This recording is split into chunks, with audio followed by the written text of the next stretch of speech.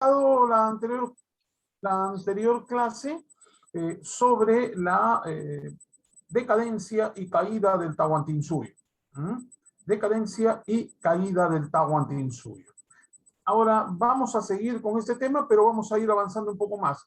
Vamos a llegar al punto de la conquista, de describir la conquista, de analizar la conquista en sus distintas fases o periodos. Vamos a decir así. Bien, entonces comenzamos con este gráfico. A ver, tenemos una primera imagen y la tenemos ahí, como ustedes pueden ver. Bien, comúnmente se dice descubrimiento y conquista a este periodo. La historia oficial nos habla de una división de la historia del Perú en las siguientes etapas: pre-Inca, Inca, descubrimiento y conquista, virreinato, independencia, república. Bien. Ya la historia, contada de manera más exacta, nos habla de distintas etapas. Una de autonomía, donde el Perú, es decir, los Andes centrales, porque no existía el Perú en tiempos anteriores a la llegada de los españoles, ni tampoco esto es fundado como el Perú. Vamos también a precisar esto. Tampoco es que con la conquista española se llamó Perú. No, lo del Perú viene poco después. Bien, entonces ahí tenemos una etapa de autonomía, de desarrollo cultural autónomo, que data desde el poblamiento de los Andes centrales hasta la caída del Tahuantinsuyo. Bien, con la caída del Tahuantinsuyo, en este caso con la conquista española, la historia del Perú, de lo que ahora llamamos Perú, va a dar un vuelco, va a dar un giro. Entonces, los Andes centrales van a sufrir cambios, o sea, la población, bueno, en tal caso, el entorno cultural de los Andes centrales va a sufrir un cambio drástico, radical y violento, con la llegada de los españoles, con la conquista europea en América, con el inicio de la conquista europea en América. Bien, esto sucede en 1532. Me remito a la llegada de Pizarro a estas tierras. Bien, el descubrimiento y conquista del Imperio Incaico. Bueno, en esta palabrita descubrimiento, ¿verdad? Esta palabrita descubrimiento, bueno, quiero decirles lo siguiente: no es descubrimiento, ¿no?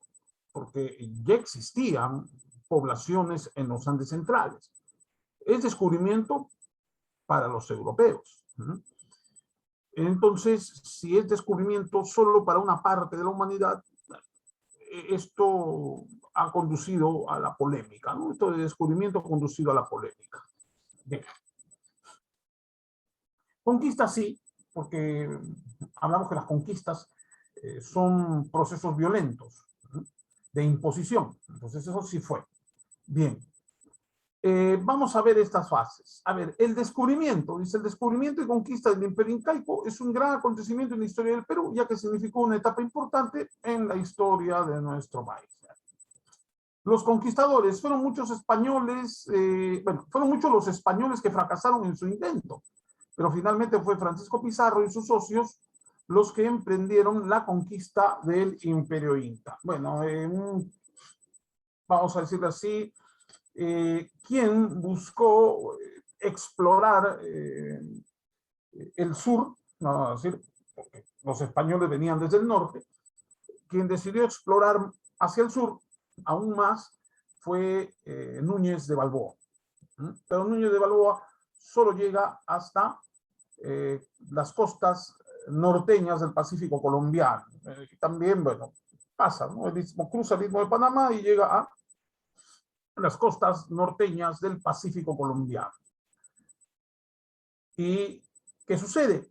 Descubre el llamado Mar del Sur, que después pasará a llamarse Océano Pacífico. Y a partir de ahí hay exploraciones que salían truncas, bien porque se quedaban en el camino. No tenían todavía los españoles la fuerza suficiente para ir avanzando sobre territorio colombiano, poblado por distintos pueblos indígenas. Bien, hasta ahí. Hasta que a Pizarro se le ocurre no explorar por tierra, sino explorar por mar. La idea no era ya conquistar más pueblos de nativos. La idea era conquistar un imperio de nativos, como había pasado con los aztecas. Bien, entonces Núñez de Balboa va a tener información y Francisco Pizarro también va a tener información. Pedro de los Ríos también va a tener información, pero el que se anima a explorar es Francisco Pizarro y recibe la noticia de que existía el Tahuantinsuyo. Bien, de esta manera se produce la invasión. El imperio del Tahuantinsuyo fue invadido por los españoles en 1532. Bien, estando en el Perú, Pizarro procede a fundar lo que ahora es Piura y marcha a Cajamarca. Después de haber derrotado a los tumbesinos, Pizarro emprendió viaje hasta el río Chira. ¿Ya? Después de haber derrotado a los tumbesinos, Pizarro emprendió viaje hasta el río Chira. Hasta el río Chira. Bien. El río Chira, como bien saben, se ubica en el departamento o región Piura. Fundó la ciudad de San Miguel de Piura el 12 de mayo de 1532. Fundó la ciudad de San Miguel de Piura el 14 de mayo de 1532. Así está en su acta fundacional, como la ciudad de San Miguel de Piura. Aunque nosotros ahora comúnmente le llamamos Piura a la ciudad capital. Pizarro y sus socios parten a Cajamarca. Bien, ahora sí, la conquista del imperio incaico.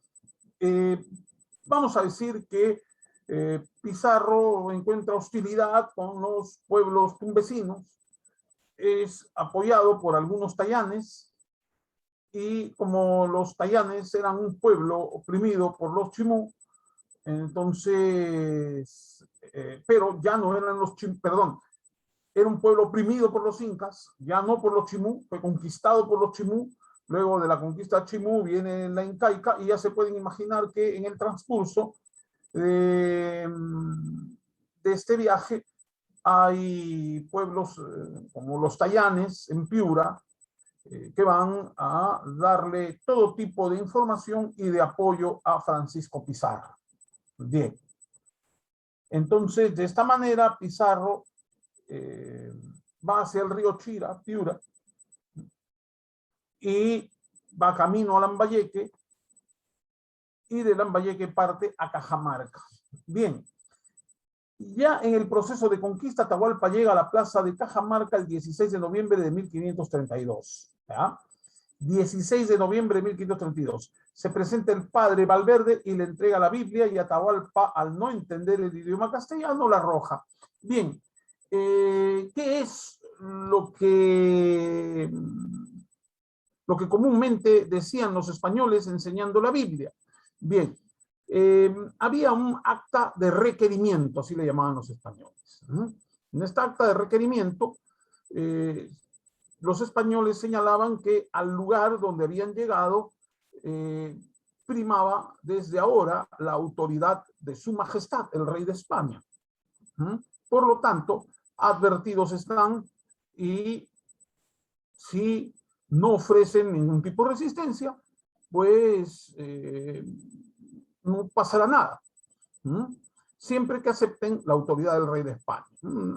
Más o menos esa era la idea central de esta acta de requerimiento.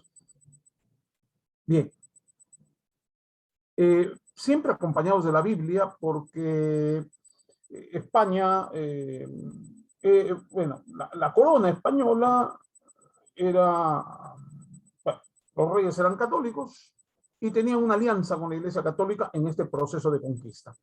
Y además, la majestad del rey estaba amparada en la ley de la Iglesia, vamos a decir así, claro, en la ley de la Iglesia, en la ley de Dios.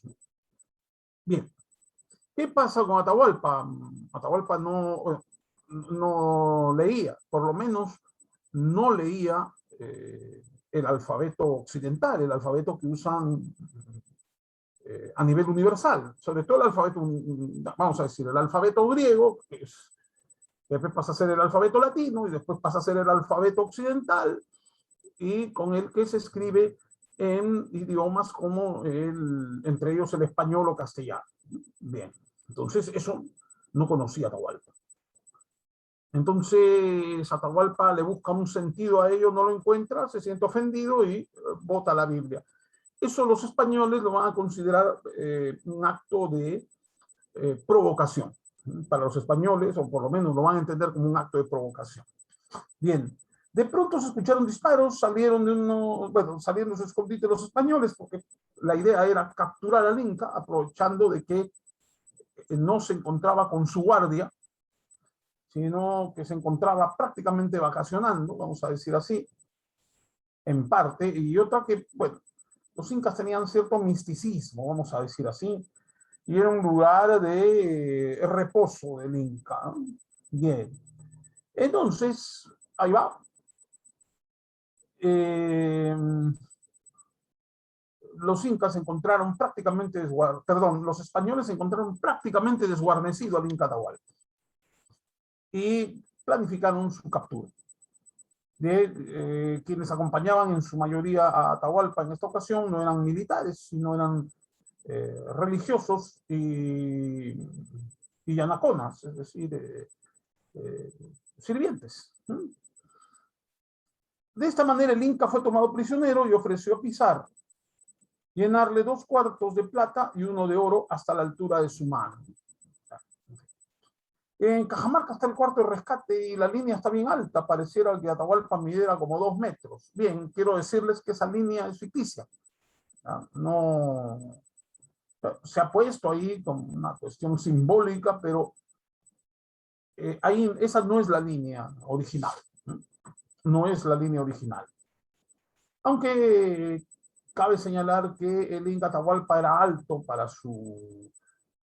el tamaño promedio de los indígenas. Por lo menos se estima que haya medido 1,78 m, 1,79 m, casi 80, ¿no? Según las descripciones de los cronistas españoles.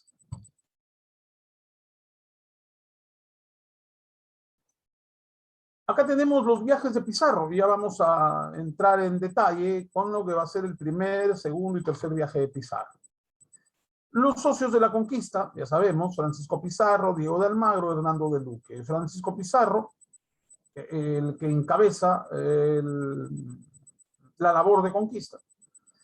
Diego de Almagro, en ese momento su lugarteniente, y Hernando de Luque, que era un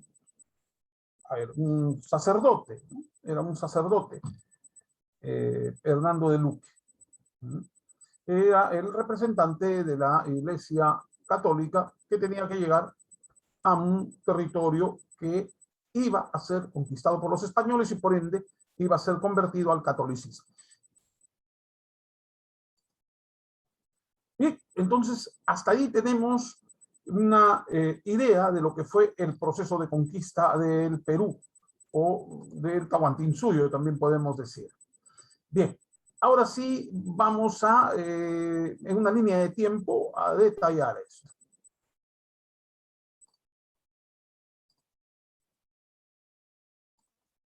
Bien, ¿cuáles son estos viajes? Hay un primer viaje considerado de exploración. Hechos. ahí está la llamada empresa de Panamá o empresa de Levante. ¿Por qué? Porque la mayor parte de ellos era de la zona conocida como la zona de Levante, en España. La empresa de Levante o la empresa de Panamá también, ¿no? Porque se va a formar en la ciudad de Panamá, fundada por los españoles. Bien, Pizarro, Almagro, Luque y Gaspar Espinosa, financista oculto de esta empresa. Ellos son los que le van a constituir, ¿no? Pizarro, Almagro, como hombres de poder e influencia en Panamá, españoles con mucha influencia en Panamá, Luque representando a la iglesia y Gaspar Espinosa, que es el que va a financiar este viaje. En ese entonces el gobernador de Panamá era Pedro Arias Dávila, conocido como Pedrarias. Como Pedrarias. Así se le conocía al entonces gobernador de Panamá, que va a dar el visto bueno para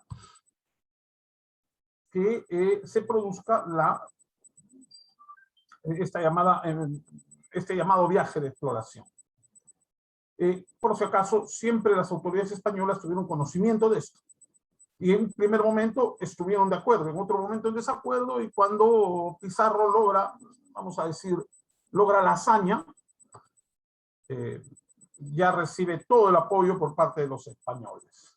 Bien, navíos, Santiago y San Cristóbal, parte con 2 navíos.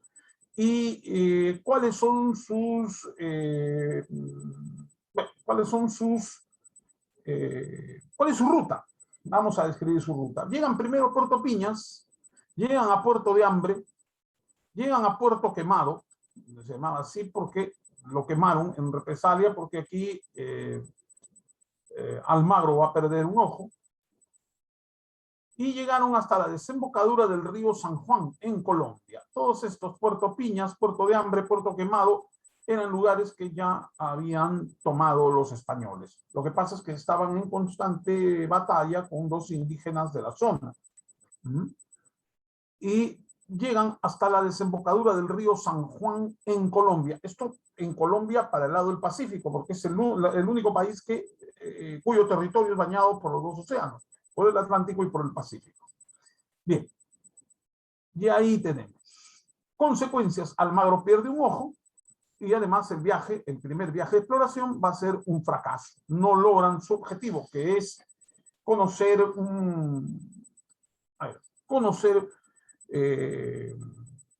alguna forma de llegar a conquistar el Perú.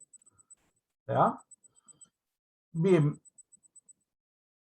Segundo viaje de descubrimiento. Contrataron a Pedro de Candia, cañonero, y Bartolomé Ruiz, piloto. Es decir, uno, como Pedro de Candia, marinero de guerra, y Bartolomé Ruiz, un marinero experto en viajes. El gobernador de Panamá para este entonces va a ser don Pedro de los Ríos. Se produce el incidente de la Madeja. Y acá hay una frase muy interesante. Pues señor gobernador, míralo bien. Por entero allá va el recogedor y acá queda el carnicero. Pues señor gobernador, míralo bien por entero. Allá va el recogedor y acá se queda el carnicero. Para reflexionar. A ver, ¿qué se produce en este segundo viaje? El incidente de la Isla del Gallo. Y acá vienen los 13 del Gallo. ¿Qué pasa? A ver, ¿qué sucede? Los 13 del Gallo. En la Isla del Gallo, ya digámosle a la altura de Ecuador, Pizarro, bueno, tiene que soportar vamos a decir, una especie de protesta, ¿sí? Una protesta por parte de los de la tripulación, ¿no? De los que estaban en el barco, de los que estaban trabajando para esta empresa de conquista. Protestan, la carta llega, hay una carta de protesta que llega al gobernador, ¿ya? Al gobernador, y es así como el gobernador, Pedro de los Ríos, decide que esta expedición retorne a Panamá. Pizarro no acepta y en plena isla saca su espada y con la espada forma una línea en el suelo y dice: al sur vienen conmigo los que quieren ser ricos y llenarse de gloria. Al norte van los que quieren ser pobres y los que no les queda más camino que el fracaso. Pizarro dice en ese momento, ¿no? ¿Ya? Regresen derrotados regresen derrotados y serán pobres, porque conmigo vienen los triunfadores que serán ricos. Es lo que va a decir Pizarro, ¿no? No exactamente con esas palabras, pero es lo que da a entender Pizarro en el momento en el que se dirige a la tripulación. La mayoría no acepta. Solo 13 aceptan quedarse con Francisco Pizarro. Bien, Francisco Pizarro continúa con un puñado de hombres, pero logran capturar a los tayanes, a los pobladores tayanes, Filipillo, Francisquillo y Fernandillo, quienes les va a servir a su vez de traductores y quienes también le informarán sobre el Tahuantinsuyo. Y le van a dar toda la información a Pizarro. Llegan a las costas del Tahuantinsuyo. Específicamente, llegan hasta la desembocadura del río Santa en Ancash. Es decir, hasta la altura de lo que ahora es Chimbote, vamos a decir así, ¿no? Hasta la altura de lo que ahora es Chimbote. Hasta ahí llegan los españoles por primera vez, pero no bajan a las costas, solo lo hacen por vía marítima, vamos a decir así, ¿no? Llegan vía marítima y seguro habrán encallado en algunos puntos, pero la idea no era quedarse, sino explorar. Consecuencias: confirma la existencia del Tahuantinsuyo. Pierden el apoyo de Panamá. Bien. Acá se produce, antes del tercer viaje, un hecho fundamental: la capitulación de Toledo, que es un documento firmado en España el 26 de julio de 1529. Firmado en España el 26 de julio de 1529, donde en la ciudad de Toledo, España. El acuerdo se va a suscribir entre un representante del rey Carlos I y Francisco Pizarro. Bien. ¿Cuáles serán los acuerdos? ¿A qué acuerdos llega con el rey? Porque le informa al rey que conoce la existencia de un nuevo imperio que se encuentra en problemas y de lo que pueden sacar provecho para apoderarse de esas tierras. Bien, de esa manera le dice lo siguiente: el rey se compromete con Pizarro y Pizarro se compromete con el rey.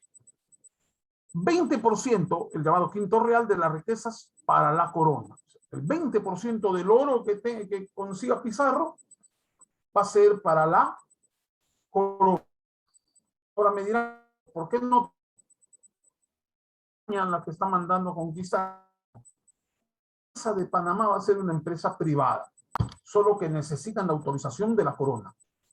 Bien, 20%, el quinto real, de las riquezas para la corona. Pizarro, gobernador, ya cuando estos territorios pasen a ser parte de la corona española, Pizarro será nombrado gobernador, ¿ya?, capitán y alguacil mayor de Nueva Castilla. Almagro sería el alcalde y capitán de Tumbes. Ya, bueno, acá dice capital, pero es capitán. ¿Ya? Gobernador, capitán de las fuerzas, capitán general de las fuerzas de España y alguacil mayor de Nueva Castilla, que así se llamaría el territorio conquistado. Bien, a las primeras ciudades que llegaron, Tumbes, ya, le dicen Almagro será alcalde y también capitán de la armada en Tumbes. Bien. Luque será obispo de Tumbes y protector de indios. Y los 13 de la fama, los 13 famosos que se quedaron en la isla del Gallo y siguieron hacia el sur, serían nombrados caballeros de la espuela dorada, o sea, pasaban a ser aristócratas, ¿ya?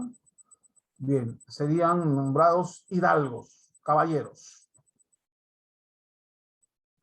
de la espuela dorada, tienen su orden de caballería, es un, vamos a decir así, un nombramiento de carácter monárquico, ¿no? Es una designación monárquica, la orden de caballería.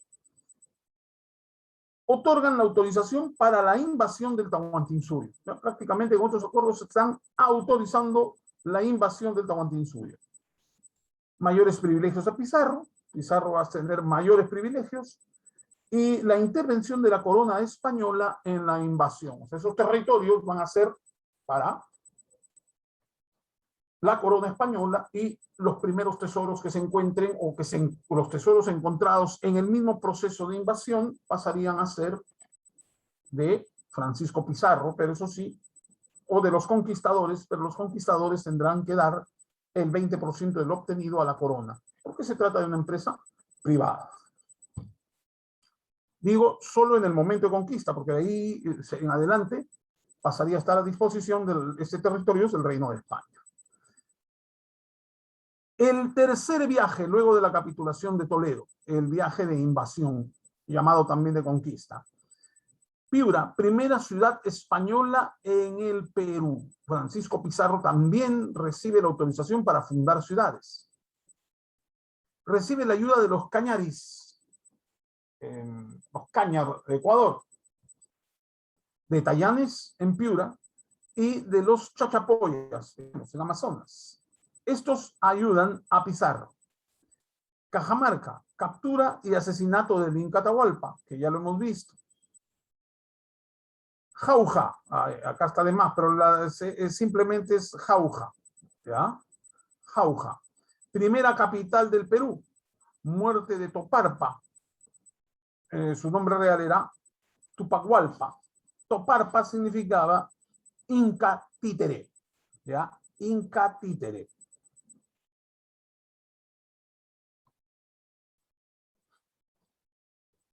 Bien, ya tomada Cajamarca, tomada Piura, Tumbes, Jauja en el centro, recibe en realidad Jauja, como se escribía Sauxa, como se escribía antiguamente, era, vamos a decir, el lugar más importante del otrora reino Huanca. Los huancas, los huancaínos, van a apoyar a los españoles contra los incas.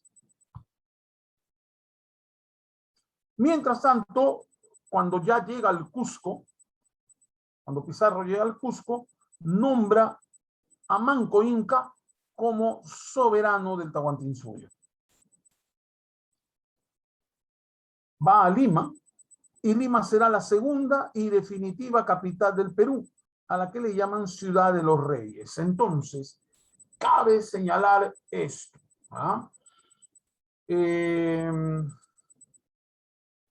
El Perú en un primer momento se llamó Nueva Castilla y Lima, no Lima, sino Ciudad de los Reyes.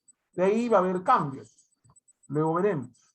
Bien, fundada ya la capital, tomado el Cusco, vencido totalmente el Inca Atahualpa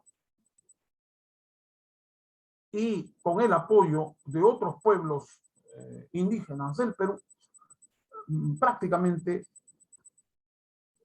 Pizarro se hace del control total de lo que era el Tahuantinsuyo y específicamente del Perú, y con ello termina el imperio del Tahuantinsuyo. Bien, y acá tenemos, ¿no? Castilla del Oro se extendía por lo que es Panamá, Nueva Andalucía será Colombia, y hacia el sur, es decir, hacia el Perú, es Nueva Castilla. Nueva Andalucía y Nueva Castilla en el Perú. Bien, ahí tenemos el escudo de Lima. Ahí está la ruta de Pizarro. Desde Panamá, en un primer momento, ya se queda aquí nomás, en Puerto Quemado. En el segundo viaje, recorre las costas de Colombia, Perú, Ecuador, hasta llegar a la altura de Chimbote.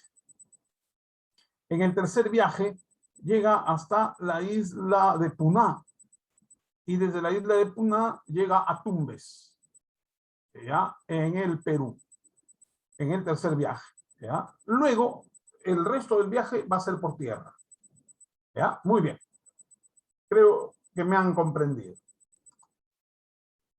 Entonces, ahí tenemos cómo fueron los viajes de Pizarro. Ya señalamos en el mapa y ya también hemos detallado cómo se emprende esta expedición pizarrista.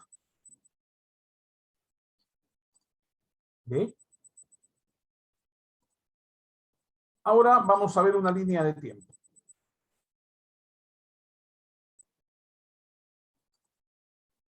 Vamos a compartir imagen y veremos la línea de tiempo. Y ahí está. Miren, acá lo vemos mejor, ¿no? Panamá, llegan hasta Puerto Quemado, lo que ahora es Colombia. Luego, en el segundo viaje, toman la misma ruta, pero llegan hasta la isla del Gallo, en la altura de la costa ecuatoriana. Luego exploran hasta la costa central del Perú, específicamente en la desembocadura del río Saña. Bien, ahí está.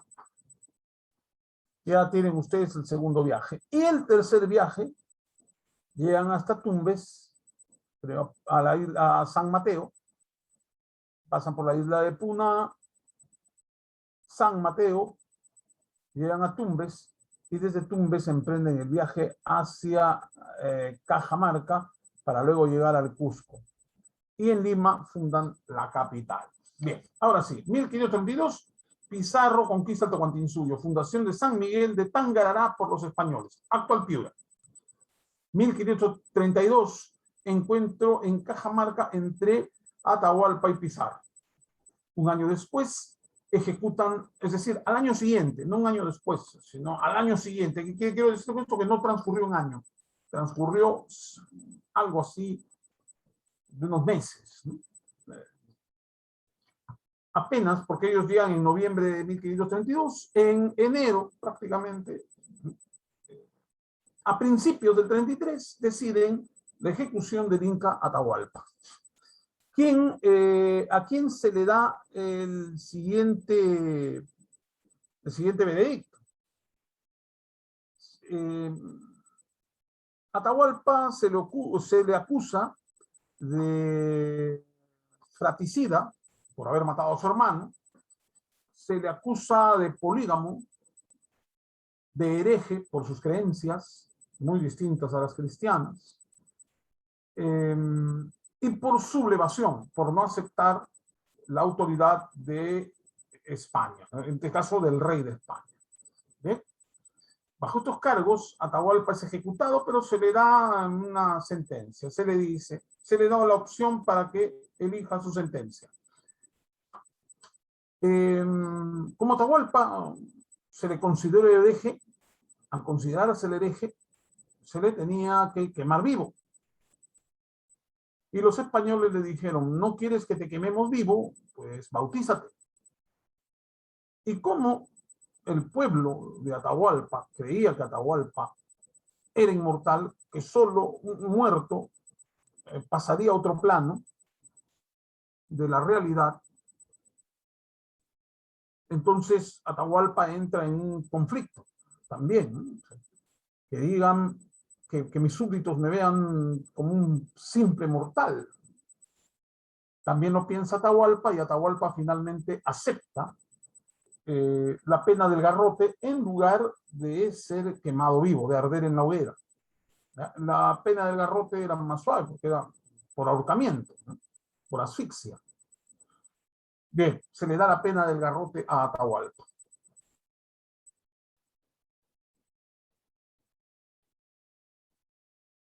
(1534) Fundación Española de Lima, 1534.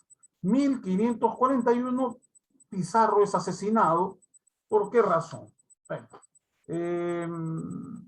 no contento porque en la capitulación de Toledo se favorece mucho más a Pizarro que a Almagro. Almagro se le designa a Chile. Entonces te vas a Nueva Toledo, así lo fundan, a todo lo que está al sur del Perú, ¿no? Nueva Toledo. Dice, te vas a Chile. Pizarro no encontró, perdón, Almagro no encontró nada en Chile que le pudiera beneficiar, que significara riqueza. Entonces él se siente engañado y regresa a reclamarle a Pizarro que lo ha mandado a un lugar del que él no puede obtener ningún beneficio. Y es más, sufrió algunas derrotas y el clima era inclemente. Entonces, Pizarro queda devastado de ese viaje a Chile. Entonces le reclama a Pizarro. Como Pizarro no iba a aceptar, entonces entran en disputa, en guerra. De esta manera, Pizarro derrota a Almagro, lo ejecuta y viene la venganza. Es decir, los almagristas urden una venganza y terminan asesinando a Pizarro. ¿A quién convencen de ello? Al hijo de Almagro. Las huestes de Almagro el Mozo irrumpen en Palacio de Gobierno y terminan asesinando a Francisco Pizarro. 1542 se crea el virreinato del Perú. Después de la muerte de Francisco Pizarro, que no fue virrey, fue gobernador de Nueva Castilla, se crea el virreinato del Perú. ¿Por qué el Perú? A ver, en una ocasión el historiador Valdemar Espinosa Soriano nos dijo lo siguiente: que gracias a al archivo de Sevilla, encontró en el archivo de Sevilla, que en ese tiempo, en el siglo XVI, a inicios del siglo XVI, en una lengua aborigen de Panamá, una lengua indígena de Panamá, Perú significaba pescado. ¿Ya? Perú significaba pescado. Pero también se encontró en otros archivos, en otros legajos del archivo, que en Panamá le llamaban Perú a todo lo que está al sur. Que Perú, así, ¿no? Perú, le llamaban a todo lo que está al sur. Bien, vamos a decir, el escritor Inca Garcilaso de la Vega nos habla de que el nombre Perú viene a partir de que los españoles le interrogan a un indígena, el indígena piensa, bueno, al no entenderlos bien, que los españoles le estaban preguntando por su nombre, cuando los españoles en realidad le estaban preguntando por el nombre del lugar. Y este indígena les dice su nombre, Belú, ¿ya? Y los españoles entendieron que habían llegado a Pelú. Y en el transcurso del viaje, esto se va tergiversando hasta llamarse Perú. Bueno, no es tan científica esa visión. Me parece más seria en este sentido la investigación que hace Valdemar Espinosa Soriano, o con el dato que se encuentra Valdemar Espinosa Soriano, que Perú es todo, hace referencia a todo lo que está al sur. Bien. Vamos avanzando. Y vamos con este esquemita. A ver. Vamos compartiendo imagen. Y vamos a ver los principales acontecimientos ya durante la resistencia indígena ante la invasión española. Resistencia atahualpista, es decir, muerto Atahualpa, vienen los generales de Atahualpa. Bueno, primero en su proceso de captura había ese temor de que pudieran deshacerse de Atahualpa. Cuando se deshacen de Atahualpa ya viene la resistencia atahualpista. Son tres generales de Atahualpa: Calcuchimac, Rumiñahui y Quisquis. Bien. La resistencia atahualpista dura de 1532 a 1535. Juan José Vega, el historiador Juan José Vega, señala de que los españoles, o el proceso de conquista española, constituye de alguna manera una guerra de indios contra indios operada por los españoles. Hasta cierto punto es cierto. ¿Por qué? Porque estos generales atahualpistas, más que enfrentar a los españoles, tuvieron que enfrentar a los aliados de los españoles, que eran los enemigos de los incas. En el centro se revela Calcuchimac, quien fue torturado por los españoles y luego quemado vivo en la hoguera. Se le acusó de la muerte de Toparpa. Toparpa, expuesto por Francisco Pizarro, se le acusa a Calcuchimac de asesinar, o en tal caso de ser culpable de la muerte de Toparpa. Se dice muere envenenado. Entonces, una vez capturado Calcuchimac, voy a relatar una anécdota. Se acerca el Fray Valverde, que acompañaba a Luque. Fray Valverde acompañaba a Luque y tuvo que ver con la captura de Atahualpa. En realidad no recuerdo bien si es Fray Valverde u otro fraile, que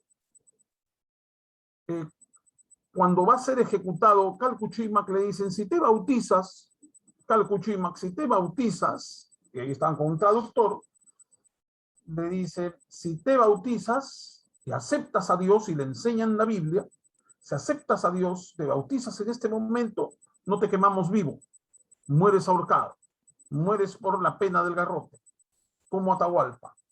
Dicen que Calcuchimac era un militar, no era un aristócrata precisamente, lo que hace es escupir la Biblia. Y ante eso, los españoles lo queman vivo por hereje. Al norte, Rumiñahui, es decir, en Ecuador. Rumiñahui es para Ecuador un héroe nacional, por si acaso. Rumiñahui fue derrotado por la alianza entre cañaris y españoles. Luego se refugió en la selva. ¿Ya? Hablamos de los cañaris de Ecuador. Se alían a los españoles en el norte, vencen a Rumiñahui, quien fuga a la selva. Y ahí se refugia. Y luego en el sur, Apuquisquis organizó la principal resistencia y tomó el Cusco. Muy bien. La siguiente fase es la rebelión de Manco Inca, de 1536 a 1538. Primera ofensiva. ¿Quién la dirige? Manco Inca. Comprende la rebelión de Manco Inca. Manco Inca ataca Lima al mando de Kisu Yupanqui, pero fracasó debido a la traición de los huancas. ¿Ya? Los huancas apoyan a los españoles y se enfrentan contra los dirigidos por Manco Inca. Ataque al Cusco. Al mando de Manco Inca, el ejército inca asedió a dicha ciudad durante 10 meses. ¿Ya? Ataque al Cusco. Manco Inca asedia el Cusco durante 10 meses. Ahí tienen a Manco Inca. Bien. Y la segunda ofensiva, el propósito era atacar a los españoles desde el Marañón hasta Bolivia y Chile. Viene la traición del Pauyu Inca. Así es que Manco Inca es traicionado, le revelan sus planes a los españoles y fracasa la rebelión de Manco Inca. Así es que Manco Inca se va a refugiar en Vilcabamba, el único lugar de los Andes donde la ley española no imperaba. No había ley española. Mantenían la ley del Tahuantinsuyo por espacio de más o menos de 4 décadas. Bien. 1538. A ver, del 38 al 72, estaremos hablando 40, todos 50, 60, alrededor de algo más de 30 años. Algo más de 30 años. Bien, de 1538 a 1544, los incas de Vilcabamba son, esta resistencia, a ver, en Vilcabamba, es dirigida por Manco Inca, y Manco Inca gobierna Vilcabamba de 1538 a 1544, cuando es asesinado. Luego le sigue Tito Cusi Yupanqui, de 1560 a 1571. Ah, perdón, me estoy olvidando de algo. De Sayri Túpac. A Manco Inca le sigue Sayri Túpac, quien gobierna de 1544 a 1557. Cuando declina, porque llega a un acuerdo con los españoles. Luego llega Tito Cusi Yupanqui, 1560 a 1571. Él retoma la lucha, pero es vencido y le reemplaza a Túpac Amaru I, quien solo gobierna un año al ser derrotado por las tropas del virrey Francisco de Toledo. Y así se termina la resistencia en Vilcabamba. Ahora sí, para terminar, vamos a hacer lo siguiente. ¿Quiénes fueron estos señores que gobernaron Vilcabamba y qué hicieron?